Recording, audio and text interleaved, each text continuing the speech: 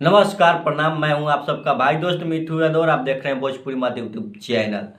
दोस्तों, global star Khesari Lal Yadav के करीबी जो कि यूट्यूब चैनल के ओनर हैं, उनको एक बार बवाल झटका दिया जा रहा है ग्लोबल म्यूजिक जंक्शन द्वारा, जो कि बिल्कुल एक सहने योग्य नहीं है, क्योंकि इससे डायरेक्ट चैनल डिलीट करने का ही प्लान चल रही है ग्लोबल म्यूजिक जंक्शन द्वारा।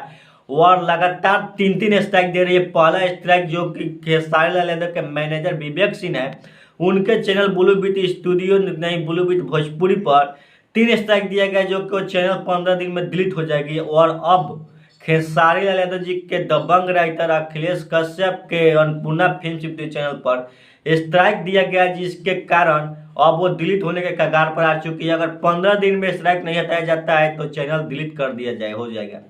और अखिलेश कश्यप और विवेक सिंह को झटका लग चुका है। और आगे ना जाने कितने चैनल वाले को झटका लगेगा और इस पर खेसारी लाल यादव जी बड़ी एक्शन लेने वाले हैं और ग्लोबल म्यूजिक की अब की बार मां बन कर छोड़ेंगे। खेसारी लाल यादव ने कल बोला कि अगर मेरे चैनल पर दम है तो करके दिखा, धजिया उड़ा देंगे।